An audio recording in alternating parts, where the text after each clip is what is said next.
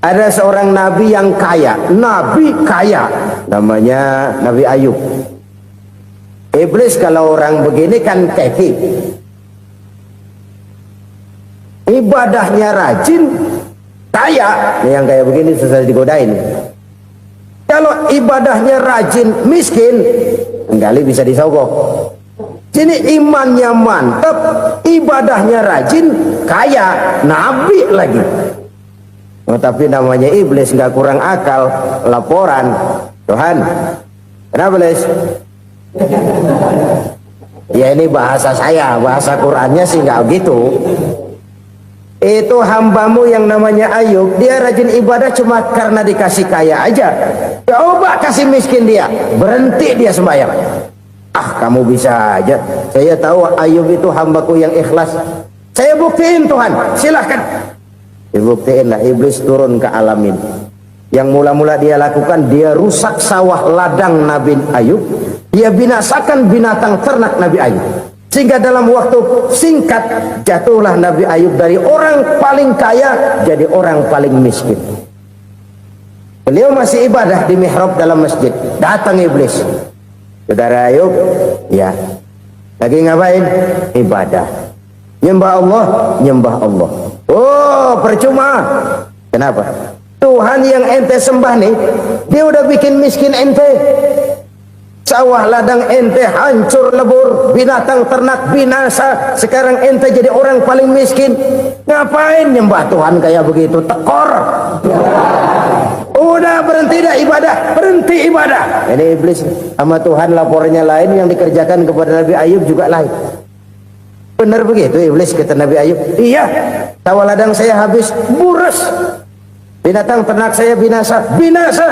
Saya miskin, bangpak. Apa jawab Nabi Ayub? Bukan innalillahi, ya, ini hebat. Alhamdulillahillazi a'tani wa akhza minni. Segala puji bagi Allah yang telah memberikan harta kepada saya dan sekarang mengambilnya lagi. Alhamdulillah. Allah yang ngasih, Allah yang ambil. Itu mah urusan Allah. Iblis cuman ibadah jalan terus, sujud lagi Nabi Ayub. Iblis seleher gondok banget. Dasar Nabi nggak mempan dia apa-apain. Miskin malah alhamdulillah.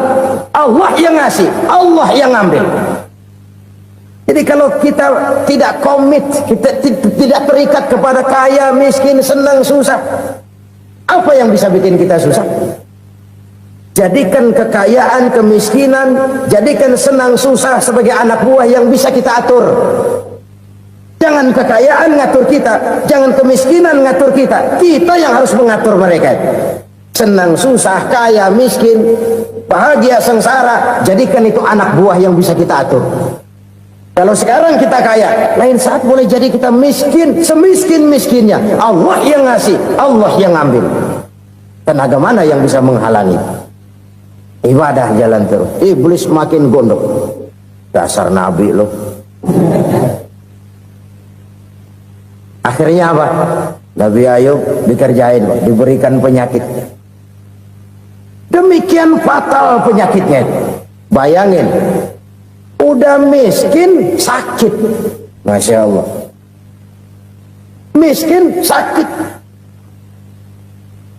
Sakitnya nggak lama, kira-kira 16 tahun. Istrinya 3, 2 mental minta ceraiin. Ngerawatin laki bengek begini. Senang belum tentu, susah udah pasti nih. Cerai aja, cerai lah. Cerai. Tinggal satu Siti Rahmah yang setia menemani beliau. Sesetia-setianya hati perempuan. Satu saat Siti Rahmah bilang, "Bang, iya, abang kan Nabi, Bang. Lalu, namanya Nabi kan doanya jarang meleset, Bang. Maksud kamu minta kenapa sih sama Tuhan biar abang sembuh, baik dah, Bang?" Siti Rahmah, iya. Saya sakit berapa tahun sih dah? 16 tahun, Bang. Sebelum ini saya sehat berapa tahun? Ya kira-kira 60 tahun, Bang. Nah, coba ente banding-bandingin, Rahmah. Saya dikasih sehat 60 tahun, dikasih sakit 16 tahun. Sudah nggak sabar mau doa kepada Allah minta sembuh. Saya malu kepada Allah. Diuji dengan yang luar biasa seperti ini tidak mengganggu stabilitas kehambaannya. Dia tetap menghamba kepada Allah Subhanahu wa ta'ala. Saudara-saudara kaum muslimin rahimakumullah, kunci menghadapi kesulitan itu apa? Allah jelaskan dalam satu ayat, wa basyiris sabirin alladzina iza asabathum musibah qalu inna lillahi wa inna ilaihi raji'un. Gembirakan orang-orang yang sabar. Siapa mereka itu? Yang apabila mendapat musibah mereka kembali kepada keyakinan dasar, segalanya dari Allah dan segalanya akan kembali kepada Allah. Ini konsepsi dasar dari sikap muslim dalam menghadapi berbagai kesulitan. Segalanya dari Allah, segalanya akan kembali kepada Allah. Kalau ini sudah kondisi dasarnya, maka kita akan lapang menghadapi kenyataan bagaimanapun pahitnya. Apakah itu namanya miskin, apakah itu namanya sakit, bahkan maut sekalipun. Maut sekalipun. Segalanya dari Allah, segalanya akan kembali kepada Allah. Ini sikap hidup, bukan sekedar ucapan. Kita kadang-kadang menjadikannya sebagai ucapan. Mulutnya sehingga berhenti, innalillahi wa inna ilaihi raji'un, tapi nangisnya terus gerung-gerungan. Bukan itu, ini kesadaran moral. Kalau segalanya dari Allah, segalanya kembali kepada Allah, kan sebenarnya cuma nunggu giliran. Hari ini saya nyembayangin dia, entah hari apa saya disembayangin orang. Hari ini saya antar dia ke kubur, entah hari apa orang nganterin saya ke kubur. Hari ini saya tahlilkan dia, entah nanti kapan orang tahlilkan saya. Segalanya dari Allah, segalanya akan kembali juga kepada Allah. Oleh sebab itu saudara-saudara, kesulitan bukan untuk ditakuti.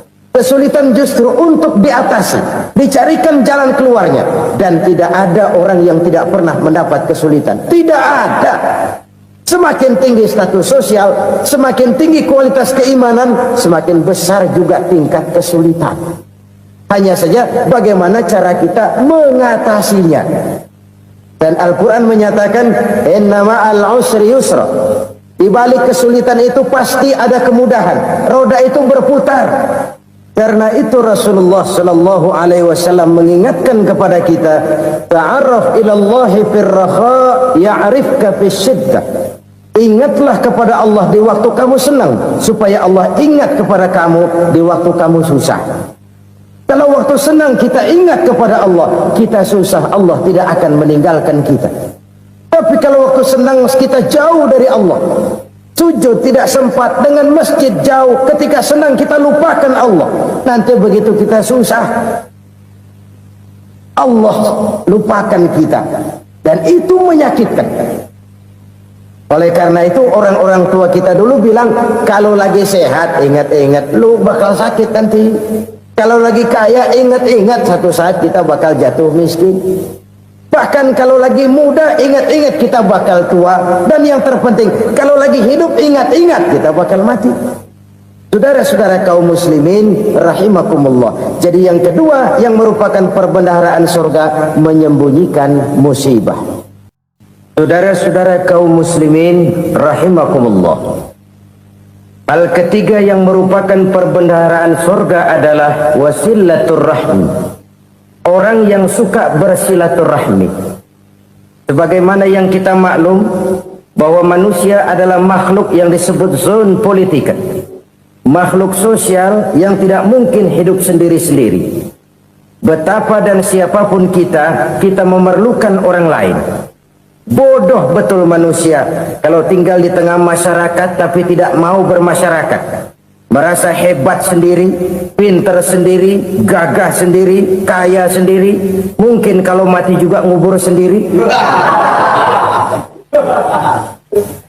Jangankan kita di sini, di sorga saja Nabi Adam waktu sendirian bengong melulu, mondar mandir. Allah tegur dalam sepidang. Ini kalau bahasa saya. Iya Tuhan, sepi ini nggak ada coret-coretan pisan ini. Diciptakan Siti Hawa baru anteng Nabi Adam. Itu di surga. Cobalah. Umpamanya saudara tinggal di Jakarta nih. Kayak bener. Apaan aja di Jakarta punya saudara dah. Jembatan Semanggi ambil, Monas, Buntel bawa pulang, hotel-hotel ambil semua. Cuman tinggal di Jakarta sendirian, apa enaknya? Betapa dan siapapun kita perlu orang lain. Tidak ada seorang pun yang bisa memenuhi kebutuhan hidupnya secara sendiri-sendiri. Nah, Islam telah menyelamatkan manusia dari ras diskriminasi, mengikat manusia dengan persaudaraan yang berlandaskan kepada akidah. Karena itu dianjurkan bersilaturahmi. Bahkan Nabi menyatakan, man arada ayyubsata lahu fi rizqihi wa yunsa'a fi atharihi falyasil rahimah. Siapa yang kepengen diluaskan rezekinya dan dipanjangkan usianya, banyaklah ia bersilaturahmi. Siapa yang kepengen dimudahkan rezekinya, hendaknya ia banyak bersilaturahmi. Kalau banyak teman, kesulitan kan paling tidak ada tempat cerita. Udah susah sendirian, kita pikirin diri, nggak ada tempat tukar pikiran. Cepet banget sama bengek. Dilawan sendiri. Nah, secara makro kita bisa berkata, tidak mungkin ada kemenangan kalau tidak ada kekuatan. Tidak ada kekuatan kalau tidak ada kesatuan dan persatuan. Tidak mungkin ada kesatuan dan persatuan tanpa semangat silaturahmi. Kalau umat Islam mau menang, dia harus kuat. Kalau umat Islam mau kuat, dia harus bersatu. Kalau umat Islam mau bersatu, dia harus membudayakan silaturahmi ini.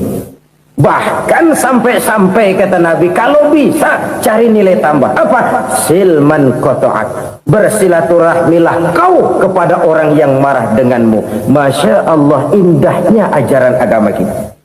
Orang yang marah pun kepada kita, kata Nabi, kalau bisa bersilaturahmilah kepadanya. Kepada orang yang marah itu. Di situ nilai tambah. Cuman jujur nih hadis ngucapinnya gampang, ngamalinnya yang berat banget. Orang marah sama kita disuruh silaturahmi, ada apa malu? Lu marah ada gua marahan lagi, gue pikirin. Saudara-saudara kaum muslimin rahimakumullah. Tapi ini yang diajarkan, bahkan ini yang dicontohkan oleh baginda Rasul. Bagaimana begitu mudah, misalnya satu saat Abu Jahal ini ngatur strategi bagaimana bikin Muhammad celaka. Dia gali lubang di depan tempat tidurnya. Dia tutupin daun korma. Terus dia panggil seseorang, ke sini. Kasih tahu Muhammad, pamannya sakit keras, minta ditengokin. Berangkat orang ini ke sana. Muhammad, labbaik. Pamanmu sakit keras, dia minta ditengokin. Baik, saya akan datang menjenguk beliau. Berangkatlah Nabi ke rumah Abu Jahal tanpa prasangka apapun. Abu Jahal udah pasang setil, selimut 3 rangkap setengah dipakai, persis kayak orang meriang. Tapi sembari ngintip dari balik selimut, begitu Muhammad buka pintu, nah masuk perangkap nih. Muhammad jalan menuju tempat pembaringan. Makin lama makin dekat, makin lama makin dekat, makin dekat ke lubang yang dipasang oleh Abu Jahal itu.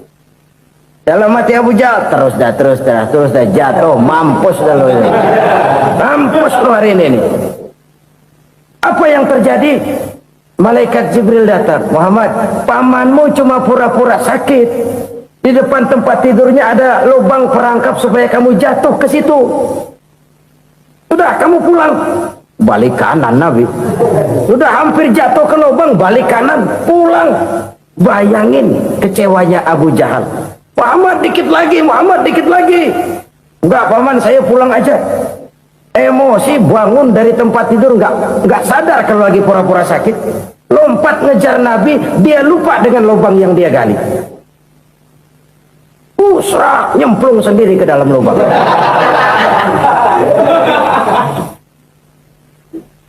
Nabi terus berlalu.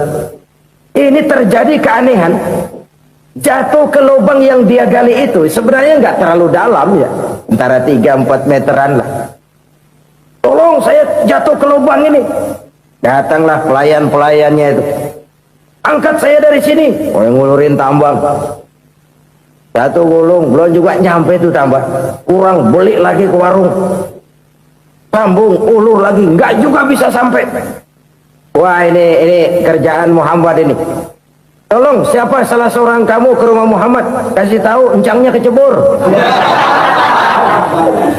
Minta ditolongin. Sampaikan kepada Rasul. Kenapa?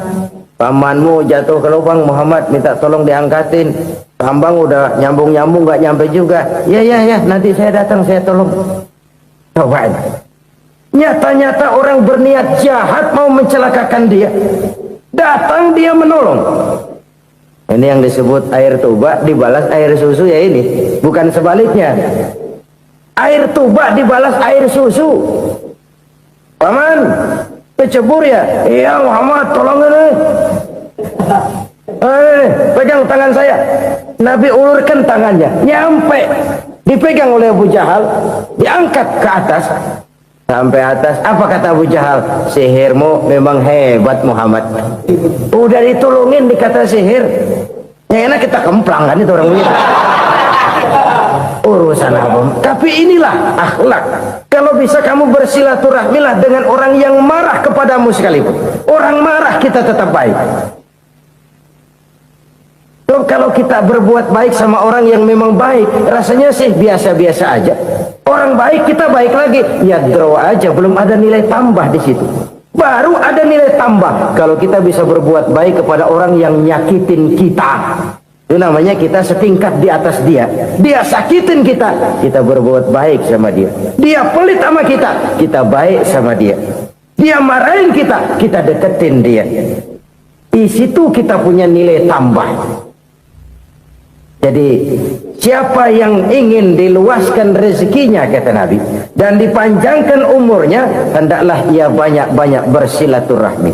Sederhana sebenarnya silaturahmi, tapi silaturahmi membangkitkan semangat kesatuan dan persatuan. Kesatuan dan persatuan melahirkan kekuatan. Dalam matematika 1 ditambah 1 pasti 2. Tapi di tengah masyarakat, 1 orang takut ditambah 1 orang takut, hasilnya jadi 2 orang setengah berani. Kenapa setengah berani? Karena udah berdua. Tadi pan takut sendirian.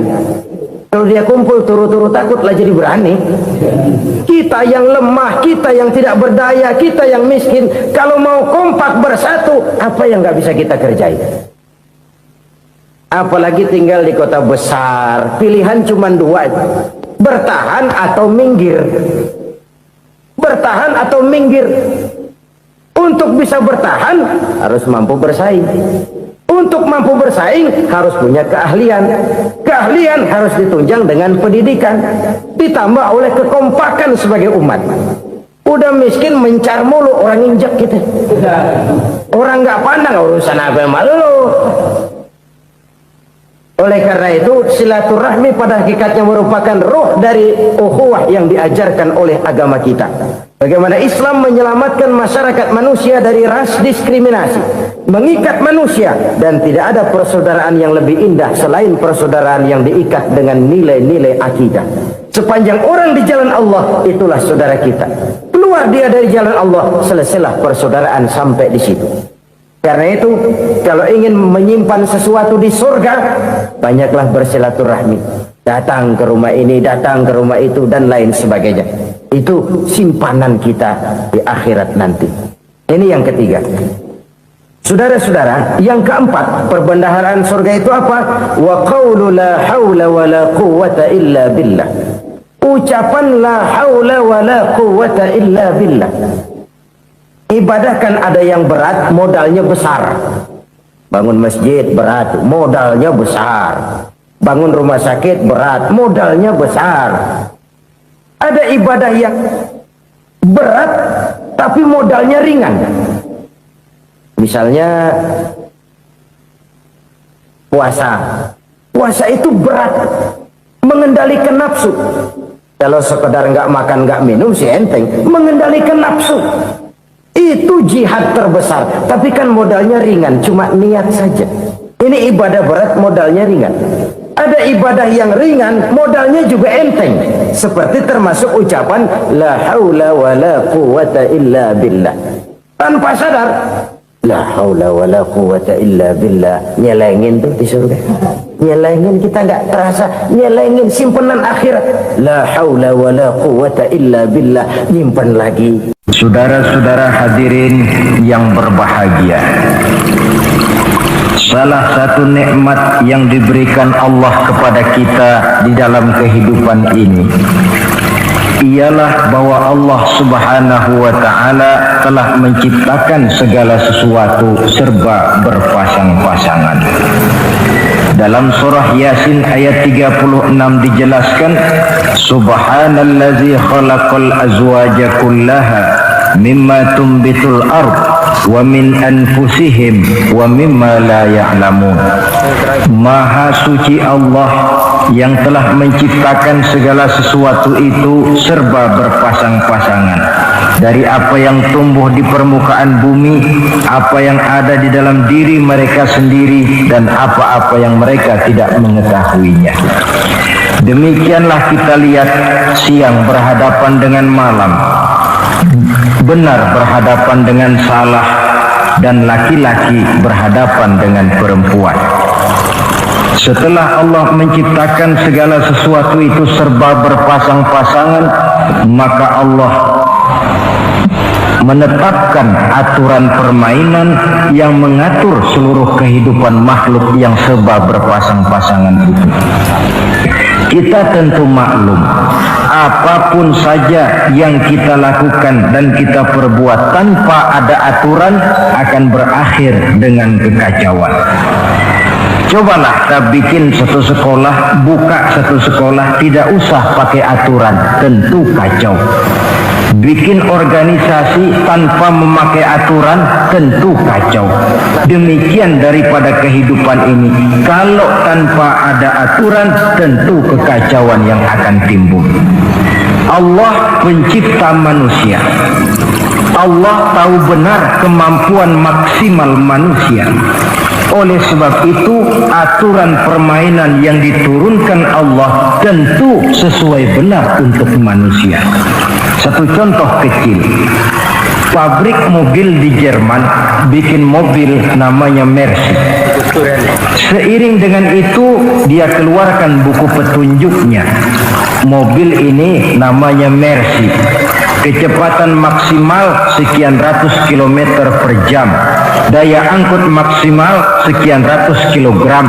Kalau rusak memperbaikinya begini, onderdilnya pun ini. Karena pabriknya yang membuat mobil, lalu pabriknya pula yang mengeluarkan buku petunjuk, sudah tentu buku petunjuk itu sesuai benar dengan mobilnya.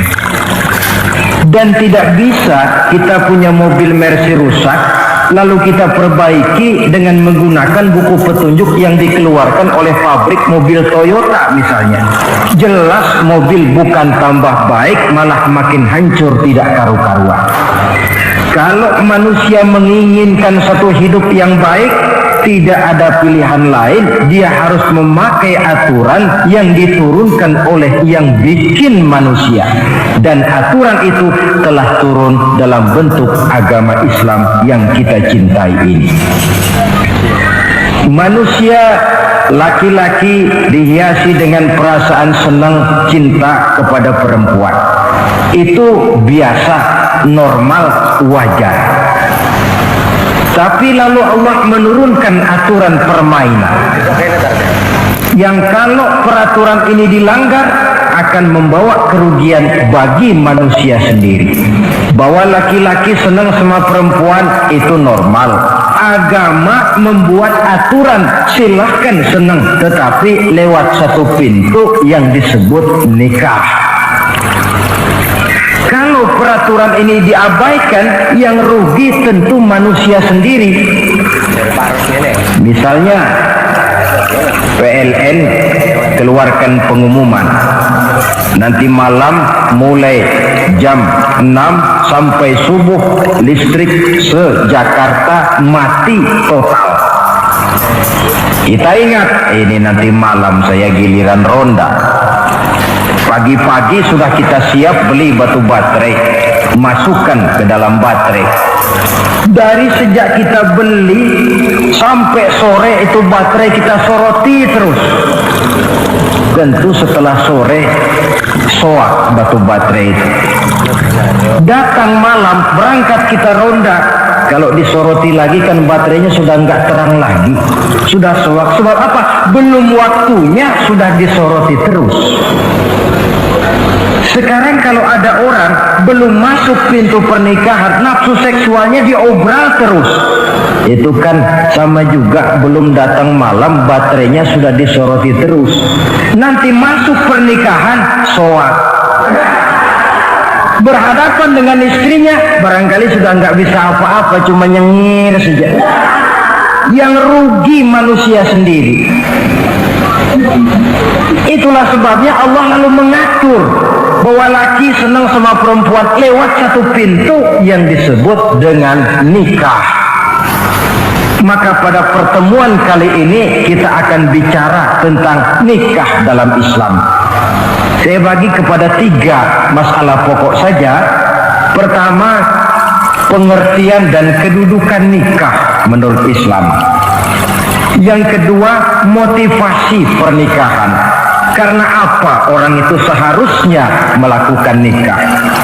Dan yang ketiga, membina rumah tangga bahagia menurut contoh Rasulullah Sallallahu Alaihi Wasallam. Hadirin yang saya hormati, kita mulai dengan yang pertama, pengertian nikah. Dalam kehidupan sehari-hari ada 2 kata yang sering kita gunakan, kawin dan nikah. Kalimat kawin kelihatannya dipergunakan oleh semua makhluk hidup. Lain dengan nikah, ini hanya digunakan khusus untuk manusia muslim. Makanya kita sering dengar orang bilang kucing kawin, ayam kawin, kambing kawin, dan belum pernah kita dengar ada ayam nikah atau kucing nikah. Sebab apa? Nikah ini cuma dipakai oleh makhluk bernama manusia yang muslim. Apa pengertian nikah? Seorang tokoh, Abi Yahya Zakaria Al-Ansari, di dalam kitab Fathul Wahhabnya menjelaskan, an-nikahu aqdun yatadammanu ibahatal wat'i bilafzi inkahin au nahwihi. Nikah adalah akad, yaitu ijab dan qabul, yang akad ini menjamin dibolehkannya pergaulan bebas antara laki-laki dan perempuan. Jadi kalau sementara anak muda kita beranggapan bagaimana Islam ini kolot, masa laki-laki tidak boleh bergaul dengan perempuan, itu anggapan salah. Islam bukan saja tidak melarang, malah menganjurkan laki-laki bergaul dengan perempuan sebebas-bebasnya, sepanjang pergaulan itu bisa dipertanggungjawabkan baik menurut hukum negara, lebih-lebih menurut hukum agama. Coba orang kalau sudah akad, sudah ijab kabul, ada saksi, ada wali, selesai itu dia masuk ke dalam kamar berdua, bergaul di situ sebebas-bebasnya, itu saya kira 100% halal. Tidak perlu lagi orang curiga, tidak perlu lagi sembunyi-sembunyi. Kenapa? Ini bentuk pergaulan yang bisa dipertanggungjawabkan.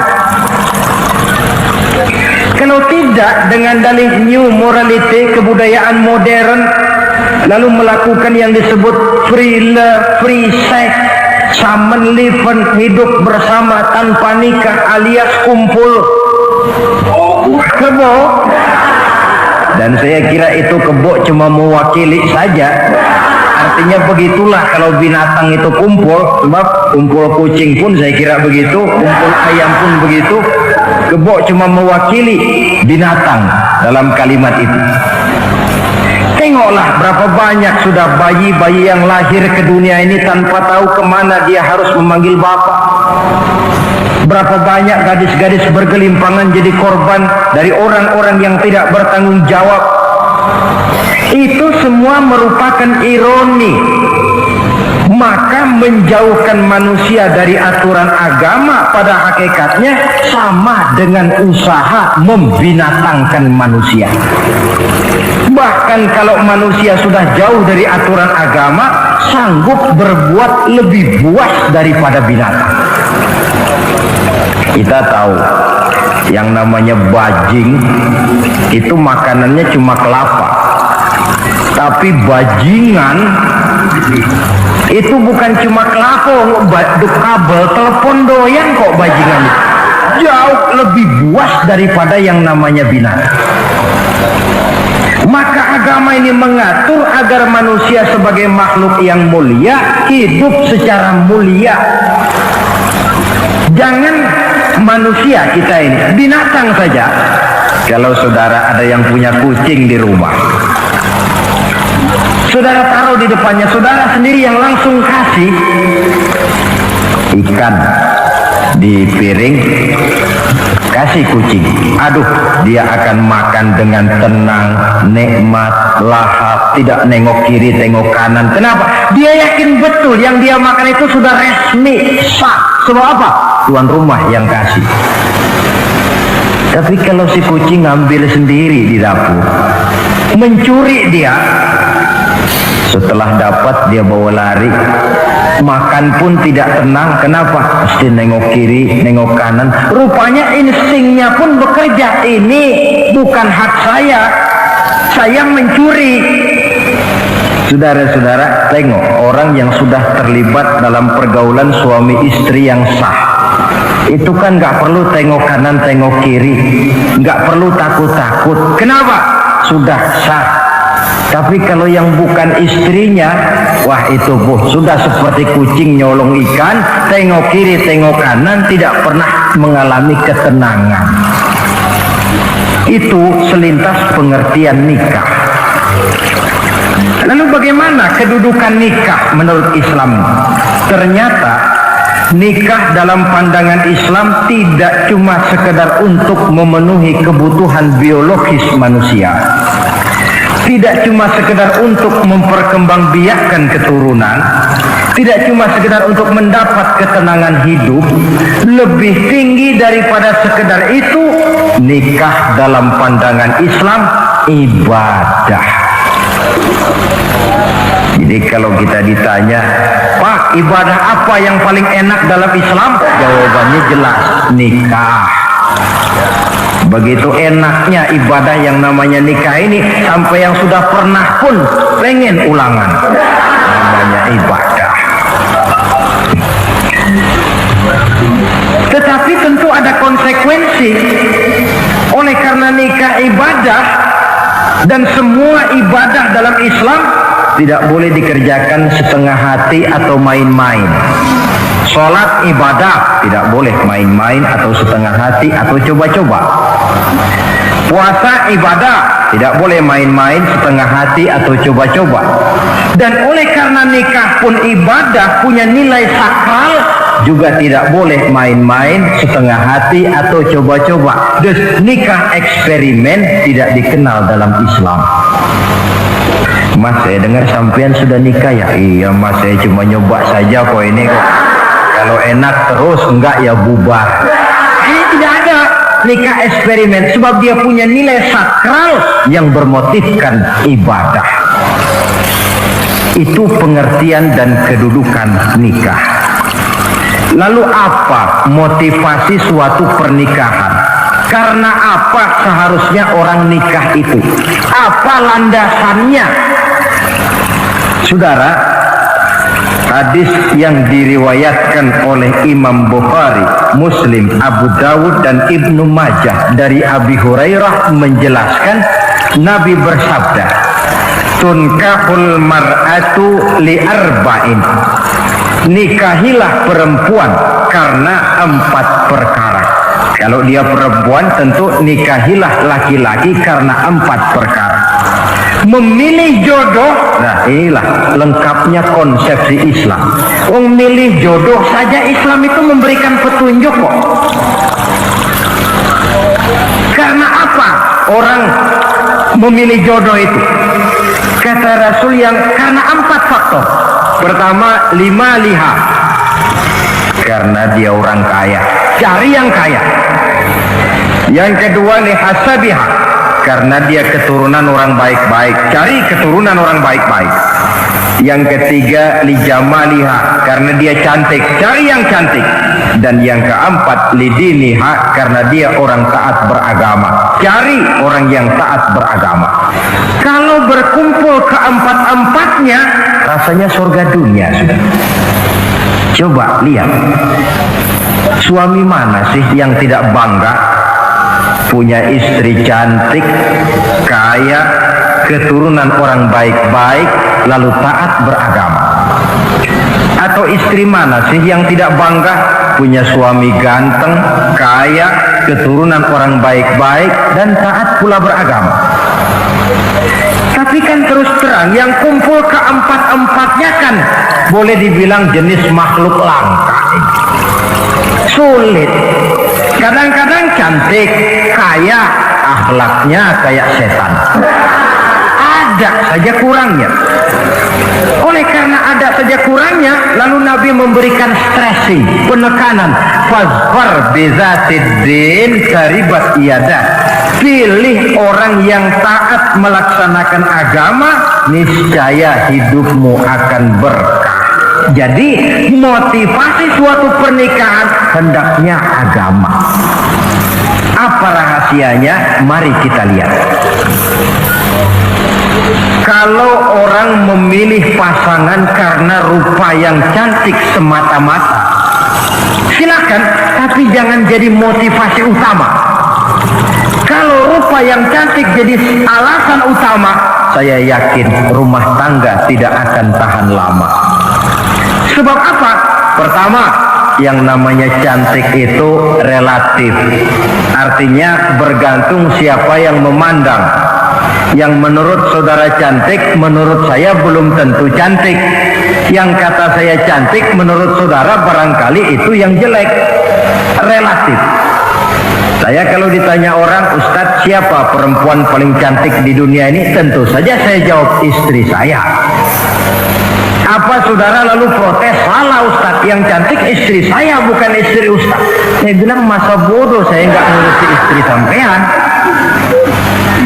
Cantik itu relatif. Sehingga di kalangan para ahli cinta, sampai sekarang masih jadi perdebatan. Sebenarnya cantik yang bikin orang jatuh cinta, apa cinta yang membuat orang jadi kelihatan cantik? Dua-duanya bisa terjadi. Mungkin karena cantik orang jatuh cinta, dan bisa juga karena sudah kadung cinta orang kelihatannya jadi cantik. Tapi yang jelas cantik relatif. Yang relatif tidak bisa dijadikan sandaran utama. Yang kedua, yang namanya cantik itu temporer.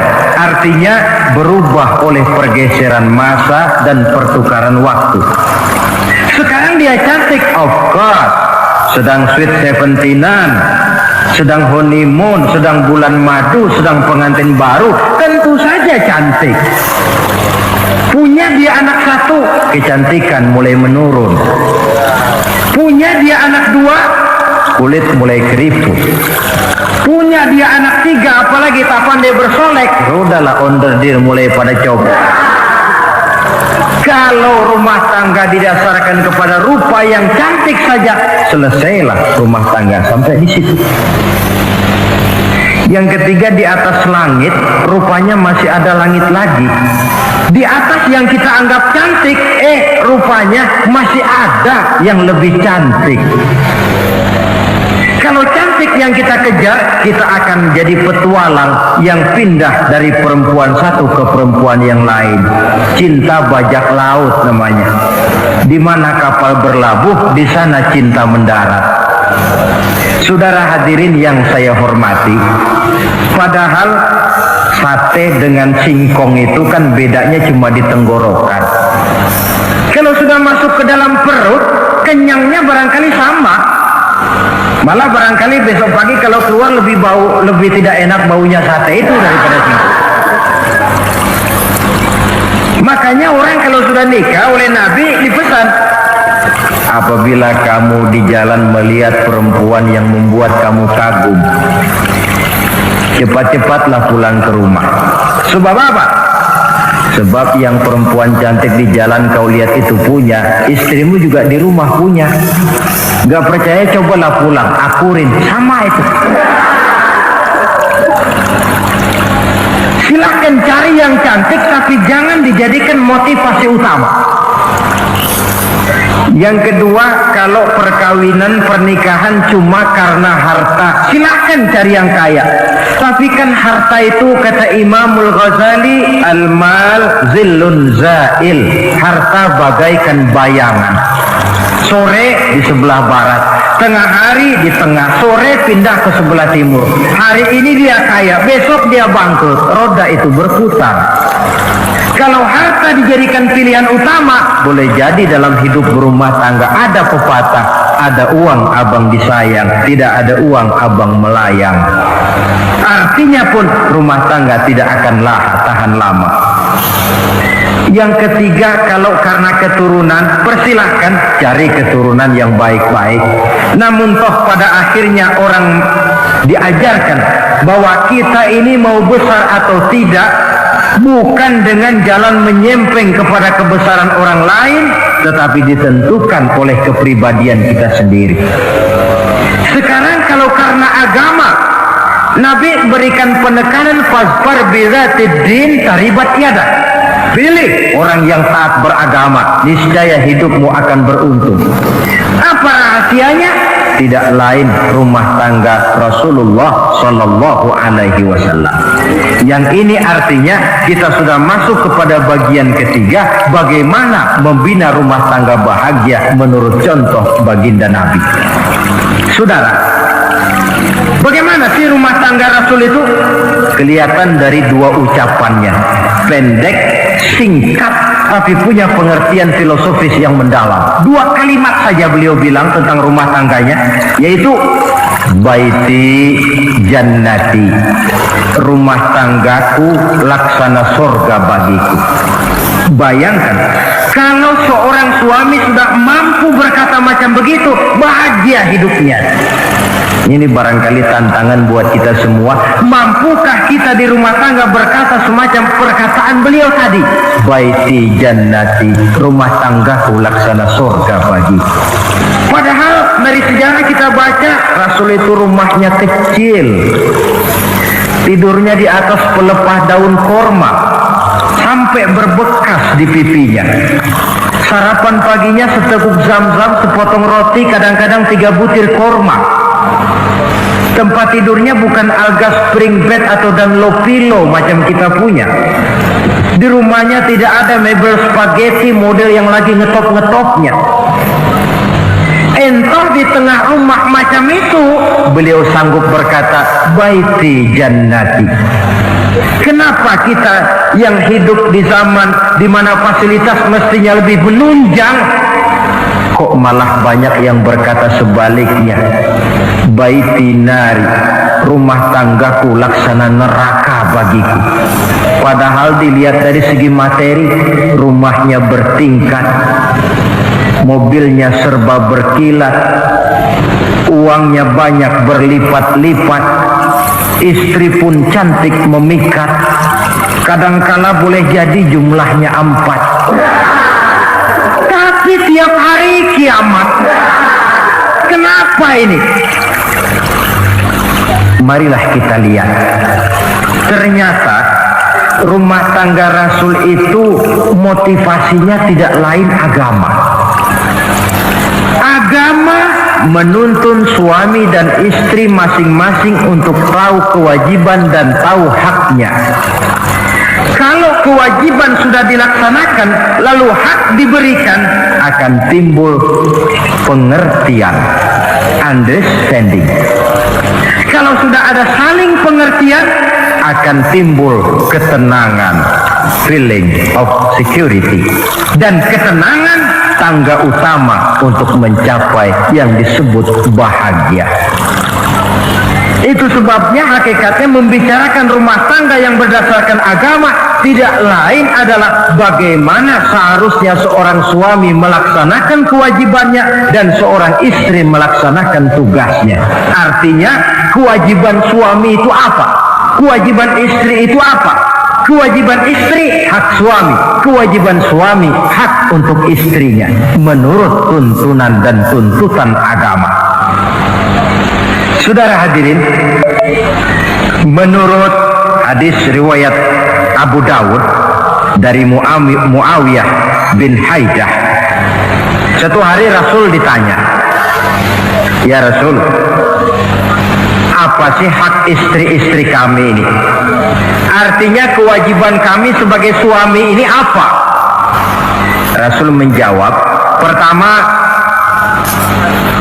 antat'amaha iza ta'imta, kau beri istrimu makan sebagaimana engkau makan. Saudara hadirin, tetapi seorang istri pun kalau sudah diberikan nafkah oleh suaminya untuk mengatur makanan, dia harus pandai mengaturnya dengan sebaik-baiknya. Menu yang teratur, gizi yang lengkap, dan saya kira yang namanya 4 sehat 5 sempurna itu kan tidak berarti bahwa hidup ini harus serba mewah, tidak. Yang penting ada variasi sehingga tidak merangsang suami untuk makan di luar. Jangan misalnya tahu suaminya senang jengkol lalu tiap hari saja jengkol, itu kan bisa kejengkolan. Dengan demikian, masalah yang kelihatannya sepele tetapi yang sebenarnya bisa menjaga keharmonisan atau malah keretakan rumah tangga harus kita perhatikan dengan sebaik-baiknya. Suami memberikan nafkah, dari jumlah itu 60% lari ke kredit, 40% lari ke dapur. Tentu pada akhirnya sang suami akan merasa curiga, padahal barangkali istrinya pun berniat baik, cuma hanya tidak ada keterbukaan di dalam mengurus masalah-masalah yang berhubungan dengan dapur.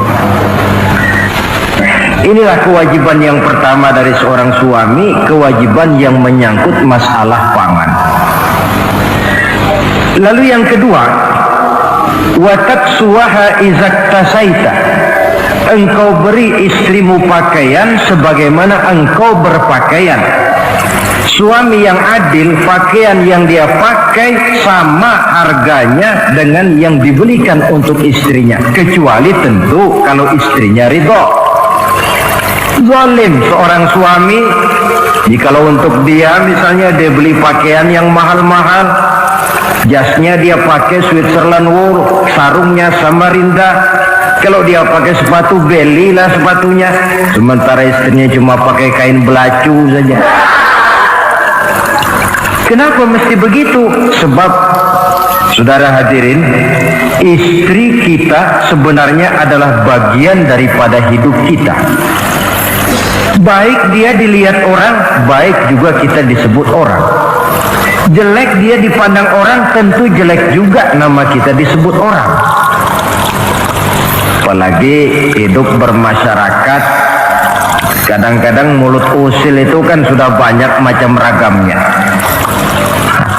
Itu siapa sih perempuan yang jalan? Kenapa? Itu pakaian yang tidak dipakai sih tidak mahal, cuma pakaiannya serasi, pantas, enak dilihat. Oh, terang saja dia kan istrinya si Miun. Nah, Miun yang sedang tidur barangkali tidak tahu apa-apa mendapat sebutan baik. Cobalah kalau istri kita semaunya saja, orang akan bilang, ah itu perempuan, kenapa saya gerah melihatnya, ke pasar cuma pakai kutang saja. Tentu suami pun akan mendapat sebutan yang tidak baik. Cuma sang istri kalau sudah dibelikan pakaian oleh suami, termasuk alat-alat kecantikan di dalamnya, pakaian itu tentu dipakai, niat pertama adalah untuk menyenangkan hati suami. Seorang istri yang memakai bedak untuk menyenangkan suami, misalnya tiap polesan bedak ada pahalanya. Dia pakai lipstik untuk menyenangkan hati suaminya, tiap goresan lipstik ada pahalanya, bernilai ibadah. Ini kewajiban yang kedua. Yang ketiga, wala tadribil wajha. Kalau marah jangan memukul muka. Maksudnya apa ini? Kewajiban memberikan perlindungan sehingga si istri merasa ada tempat dia mengadu, ada tempat dia melarikan persoalan, ada tempat dia bergantung. Kalau marah jangan memukul muka, dan memukul itu pun upaya terakhir. Kalau tidak bisa dengan kata yang lemah lembut, agak sedikit keras katanya. Kalau dengan kata yang keras tidak juga bisa, pisah tempat tidur. Kalau memang tidak bisa juga dengan pukulan yang tujuannya bukan untuk menyakiti tetapi untuk mendidik. Allah tadribal wajha. Kalau marah jangan memukul muka, dan memukul pun bukan jalan pertama tapi upaya terakhir dengan tujuan bukan untuk menyakiti tapi untuk mendidik sang istri. Kewajiban untuk memberikan perlindungan. Yang keempat, wala tuqabbih. Jangan memburuk-burukan istrinya. Kewajiban menjaga nama baik. Sebab apa? Dalam satu bahasa yang indah, Al-Quran menjelaskan bahwa suami istri itu laksana pakaian. Hunna libasul lakum wa antum libasun lahunna. Istri pakaian untuk suami, suami pakaian untuk istri. Lihatlah alangkah indah gaya bahasa Al-Quran ini. Diibaratkannya suami istri seperti pakaian. Apa fungsi pakaian? Pertama, pakaian itu kan jadi kebanggaan. Saya bangga memakai baju seperti ini, saudara bangga memakai baju yang saudara pakai. Artinya seorang suami harus berusaha menjadi suami kebanggaan istri, dan seorang istri pun harus berusaha menjadi istri yang dibanggakan oleh suaminya. Jangan yang malah kemudian disesali. Itu kan kalau sudah marah orang kadang-kadang ucapannya nggak terkontrol. Istri marah sama suami, bang, nyesel gue punya laki sama dia. Sudah hilang lagi kebanggaan. Kalau kebanggaan hilang, wibawa pun hilang. Kalau wibawa sudah hilang, maka rumah tangga sudah sulit untuk dipertahankan. Yang kedua, yang namanya pakaian itu kan menutup aurat. Itu tujuan pakaian yang terpenting. Artinya di sini, kalau seorang istri mempunyai kekurangan, suamilah yang menutupi. Kalau seorang suami mempunyai kekurangan, istri juga harus berusaha menutupi. Jangan kekurangan suami diceritakan di pasar umum, atau kekurangan istri dibuka di mana-mana.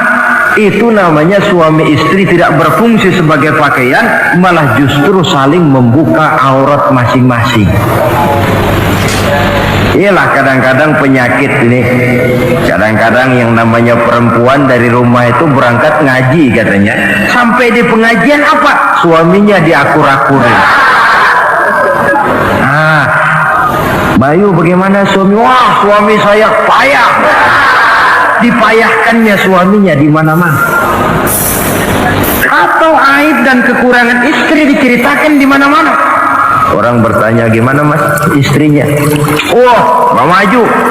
Loh, kenapa istrimu kan cantik? Iya, soal cantik sih iya, tapi tidurnya kok ngiler ini. Ini kan tidak perlu yang macam begini ini. Tidak bisa menjaga apa yang disebut security informasi. Fungsi pakaian sebagai suami istri tidak berjalan di dalamnya. Saling menjaga kehormatan diri. Ini yang keempat. Yang kelima, wala tahjur illa fil bait. Jangan berpisah dari istri kecuali di rumah. Maksudnya begini, kalau satu hari seorang istri suami marah kepada istrinya, tidak usah istri itu disuruh pulang ke rumah orang tuanya, ke rumah mertua lalu diusir, tidak. Cukup pisah tempat tidur saja. Ini maknanya wala tahjur illa fil baiti. Rumahnya, dek malam ini saya sedang tidak enak pikiran, kau tidur di kamar belakang lah, saya kamar depan. Cukup pisah tempat tidur saja, tidak perlu istri dipulangkan ke rumah orang tuanya. Nanti umpamanya tengah malam turun hujan, udara dingin, pikiran berubah, berasa perlu, kan tinggal manggil. Tidak jauh secara psikologis ajaran semacam ini bisa kita terima. Saudara hadirin yang saya hormati, ini pada prinsipnya kewajiban seorang suami, kewajiban yang menyangkut masalah pangan, sandang, perlindungan, memelihara kehormatan dan menjaga ketenangan di rumah tangga dengan menyelesaikan persoalan rumah tangga itu secara intern. Jangan belum apa-apa sudah mertua diundang, orang tua dibon. Persoalan belum tentu selesai tapi masalah sudah meluas. Cobalah kita selesaikan intern dulu. Kalau kemudian ternyata dianggap perlu mengundang orang tua, mertua, keluarga, baru kita upayakan ke arah itu. Ini kewajiban suami dan ini merupakan hak istri. Lalu bagaimana kewajiban istri sekarang ini? Istri kewajibannya merupakan hak untuk suami. Saudara, dari hadis yang diriwayatkan Imam Ibnu Majah dari Ali bin Yazid dari Abi Umamah, Nabi bersabda, "Mastafadal mu'minu ba'da taqwallahi azza wa jalla khairan lahu min zaujatin salihah." Bagi seorang mukmin, sesudah dia mempunyai sifat takwa kepada Allah, tidak ada yang lebih membawa manfaat selain daripada istri yang solehah. Istri solehah itu yang bagaimana? Yang hidup mampu melaksanakan kewajibannya. Apa kewajibannya? Kata Nabi, pertama, in amaroha ata'athu. Kalau diperintah, dia taat. Kewajiban istri yang pertama, taat kepada suaminya. Begitu besar kewajiban taat kepada suami, sampai-sampai Nabi pernah menyatakan, "Lau kuntu amiran ahadan ayyasjuda li ahadin la amartul mar'ata an tasjuda li zawjiha." Kalau saja boleh, kata Nabi, aku memerintahkan manusia sujud kepada sesama manusia, tentu aku perintahkan istri untuk sujud kepada suaminya. Untung saja sujud kepada manusia tidak boleh. Kalau boleh, istri itu disuruh sujud kepada suami. Tentu karena besar hak suami atas dirinya. Yang kedua, ibadah sunnah tidak mendapat izin suami juga bukan saja tidak berpahala, malah berdosa. Umpamanya pengantin baru, si istri kebetulan santri, malam minggu pesta, besoknya hari Senin, si istri sudah kadang biasa hidup sebagai santri, hari Senin puasa sunnah. Dia bilang sama suaminya, "Bang, besok saya mau puasa sunnah nih, hari Senin." Kata suaminya, "Kalau kau puasa juga kau kejam. Lalu kau puasa, aku disuruh ngapain?" Tidak diizinkan oleh suami, dia puasa juga. Bukan saja tidak mendapat pahala, malah berdosa. Sampai amalan yang sunnah pun tidak diizinkan oleh suami, berdosa. Apalagi amalan yang mubah, apalagi amalan yang tidak ada dasar hukumnya, perintahnya. Sepanjang perintah suami tidak untuk maksiat kepada Allah, istri wajib untuk taat.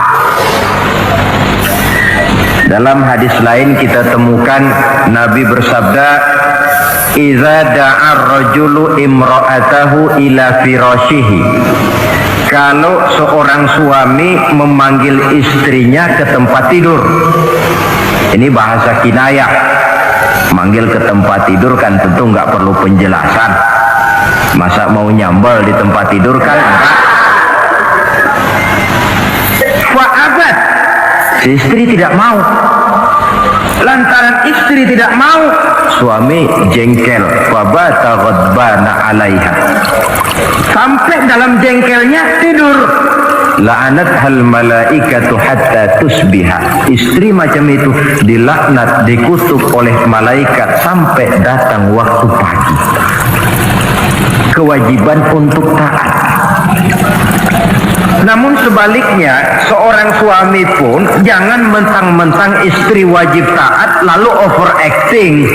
Segalanya main tunjuk, segalanya main komando, segalanya main perintah. Sebab contoh yang diberikan oleh Rasul tidak begitu. Rasul kita baca dalam sejarah menjahit bajunya sendiri, memperbaiki kasutnya sendiri. Artinya yang bisa ya dikerjakan tanpa harus menggantungkan semuanya kepada sang istri. Kewajiban untuk taat. Nah, penutup tentang taat ini ada sebuah hadis pula di mana baginda Nabi bersabda, ayyumam ra'atin matat wa zawjuha anha radin dakhalatil jannah. Kalau seorang perempuan meninggal dunia, suaminya ridho kepadanya, maka perempuan itu akan masuk surga.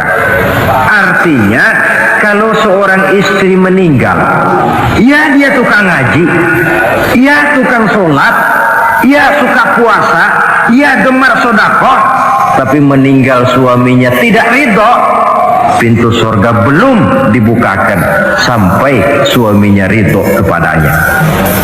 Ini menggambarkan tentang besarnya kewajiban taat seorang istri kepada suaminya. Ini kewajiban pertama. Lalu kewajiban yang kedua, kata Nabi, wa in nazara ilaiha sarrathu. Kalau dipandang oleh suaminya, dia pandai menggembirakan, menyenangkan hati suaminya. Menjadi istri yang pandai menyenangkan hati suami. Siapa contohnya? Kita lihat misalnya istri Nabi, diantaranya Sayyidatuna Khadijah radhiyallahu anha. Ketika Nabi pertama kali menerima wahyu berhadapan dengan malaikat Jibril, beliau kembali ke rumah dengan tubuh gemetar. Setibanya di rumah beliau berkata, "Zammiluni ya Khadijah." Khadijah, selimuti saya. Kenapa bang? Barusan datang malaikat Jibril, dia katakan begini-begini, saya khawatir Khadijah. Khadijah tahu suaminya sedang gelisah. Sebagai istri yang bijak beliau tampil, apa katanya? Kalla ma yukhzikallahu abada. Tidak apa-apa bang, jangan khawatir, Allah tidak akan menyusahkan abang buat selamanya. Ini istri yang pandai menyenangkan hati suami. Suami pulang dagang dari pasar, rugi. Istri tampil. Itulah bang, romantikanya dagang. Masa selamanya saja untung sekali-sekali lah, rugi. Si suami kan tidak terlalu pusing kepalanya. Jangan sudah di pasar rugi, sampai rumah istri pidato, peletar-peletor macam petasan. Dasar suami goblok, dagang saja rugi. Sudahlah di pasar rugi, sampai ke rumah digoblok-goblokin. Itu nanti suami kan bisa kena penyakit yang disebut broken home. Penyakit nggak betah di rumah. Seorang istri kalau suami sudah kena penyakit tidak betah di rumah, itu mesti siap-siap mental untuk dimadu. Nah, jadi kalau tidak dimadu bagaimana? Berusaha bikin betah suami di rumah. Suami pulang kantor jam 2, setengah 2 dandan, kalau perlu setel habis. Kalau perlu kelihatan suami akan datang, bukakan pintu, sambut dengan senyum. Apalagi kalau senyumnya Pepsodent. Saya kira suami bagaimanapun lelahnya, peras keringat, banting tulang, pulang mencari nafkah, kalau kembali di rumah disambut dengan senyum, hilang capeknya. Tapi bayangkan, sudahlah di kantor capek, peras keringat, banting tulang, sampai pula di rumah yang nyambut cuka sama kukusan. Udah asem, monyong. Suami mana yang kerasan tinggal di rumah? Menjadi istri yang pandai menggembirakan, menyenangkan hati suaminya. Bahkan diizinkan bohong untuk menyenangkan hati suami. Umpamanya, suami kebetulan habis objeknya gol. Karena ingin menyenangkan istri, mampir di pasar beli kain batik. Si suami tidak tahu bagaimana kain batik yang bagus, beli saja sembarangan. Sudah kainnya kasar, warnanya norak, harganya yang mestinya murah jadi mahal, dibawa pakaian itu pulang. Istri lihat dan tahu kalau ini batik jelek, norak, kasar, harganya pun murah. Tapi dia ingin menyenangkan hati suaminya. Suaminya tanya, bagaimana dek kain batik ini? Waduh bang, bagus betul kain ini. Pinter bener abang milih warna ini. Emang yang kayak begini ini bang, coba lihat tetangga kita mana ada yang pakai kain kayak begini. Ya memang gak ada, jelek. Suami senang tentu.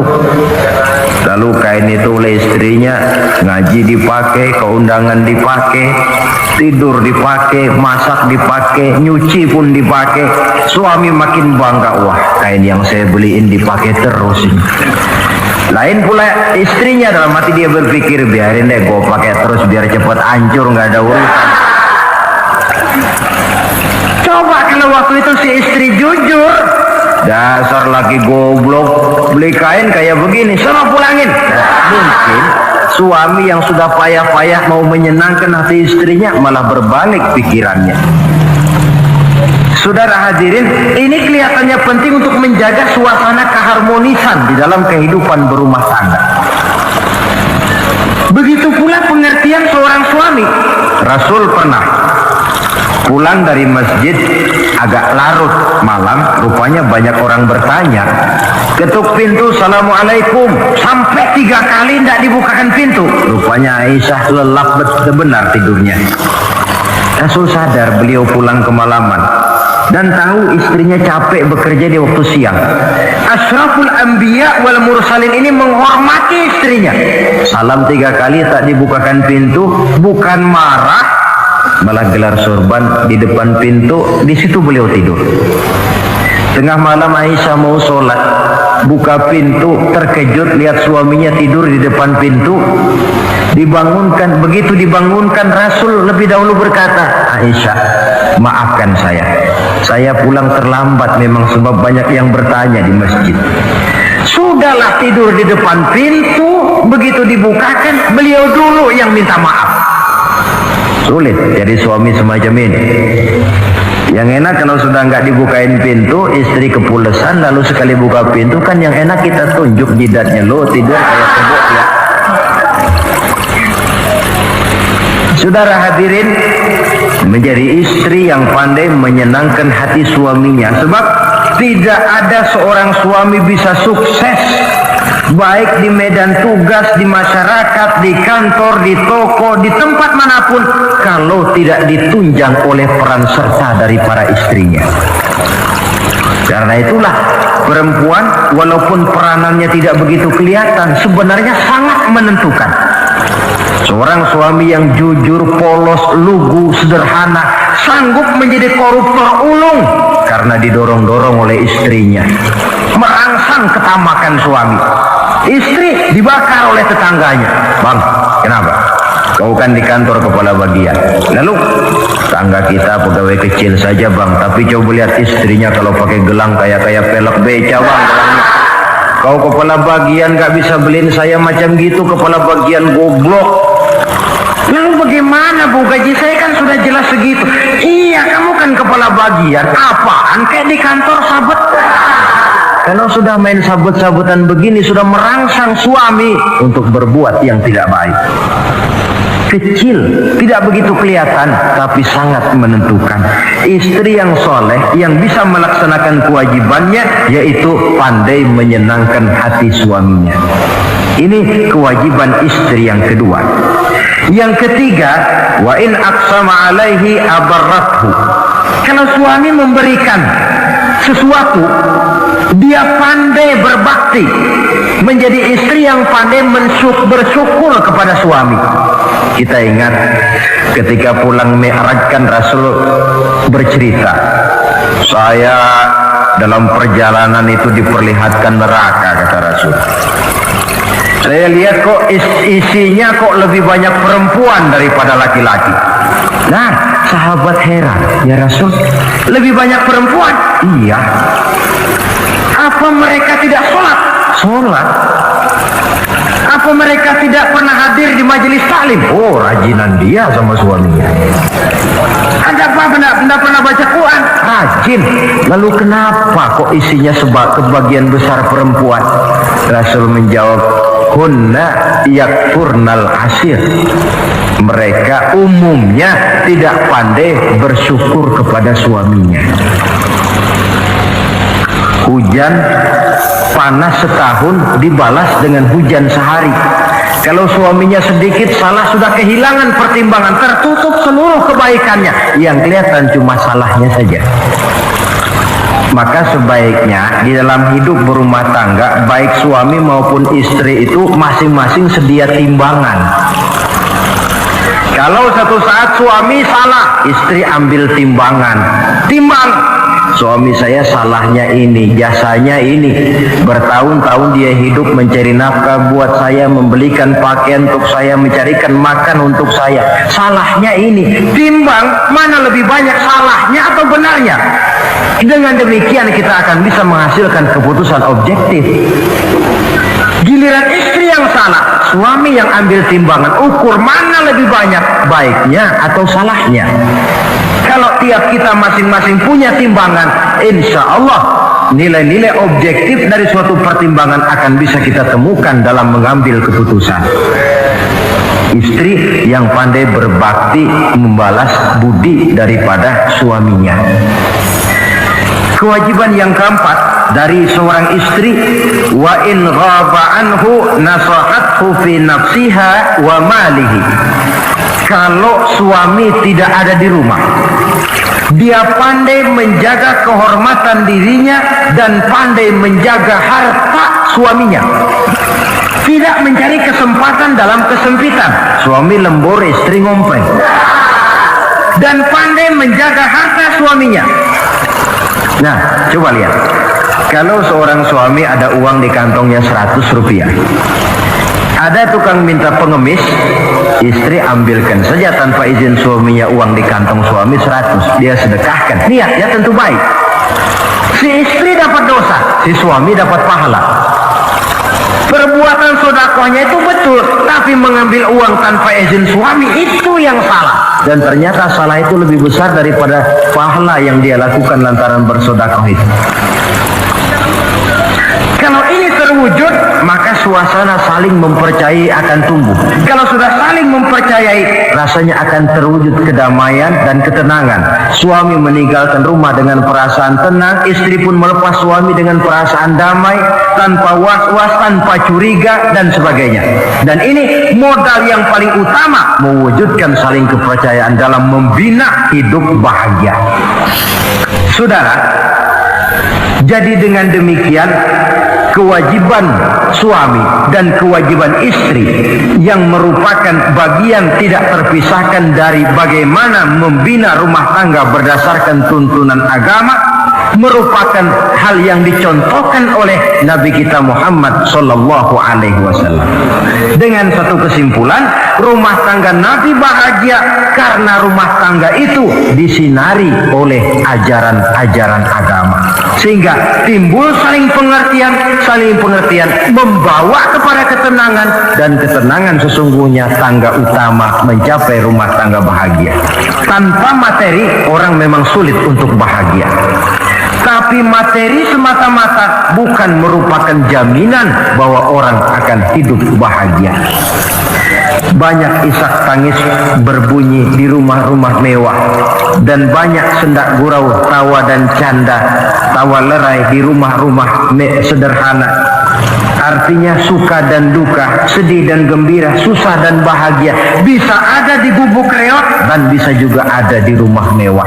Ternyata bukan harta semata-mata yang menopang dan menjamin hidup itu akan bahagia, tapi satu rumah tangga yang dipancari oleh sinar agama di bawah naungan ridho dari Allah Subhanahu wa taala. Si istri taat melaksanakan ajaran agama, suami taat, lalu anak-anak pun hidup dalam suasana yang religius. Dari sana tumbuh pancaran sinar keagamaan. Irama agama mengalun dalam kehidupan rumah tangga kita. Berfungsilah dengan demikian rumah tangga sebagai tempat di mana kita mengamalkan ajaran agama kita. Alangkah nikmat satu rumah tangga. Istri ahli ibadah, suami pun ahli ibadah, anak-anak pun terbiasa oleh lingkungan untuk hidup melaksanakan suatu ibadah. Dan keberhasilan di rumah tangga awal untuk menuju keberhasilan di masyarakat, di tempat tugas, dan di tempat-tempat lainnya. Sebaliknya, kehancuran rumah tangga akan selalu menjadi awal kehancuran karir di masyarakat, di tempat kerja, dan di tempat-tempat lainnya. Oleh karena itu, berangkat dari hal semacam inilah, maka kita berkeyakinan rumah tangga yang bahagia ialah rumah tangga yang didasarkan kepada ajaran agama. Sehingga tercapailah kebahagiaan hidup di dunia yang langsung menopang kepada kebahagiaan hidup di akhirat nanti. Nah, inilah pembicaraan kita pada pertemuan kali ini, dengan harapan mudah-mudahan dari setiap rumah tangga muslim memancar sinar-sinar agama, menjadi kubu-kubu pertahanan di mana kita menegakkan ajaran agama, dan pada akhirnya nanti akan tercipta masyarakat yang agamis. Terwujudlah ketenangan, kedamaian, dan ketentraman.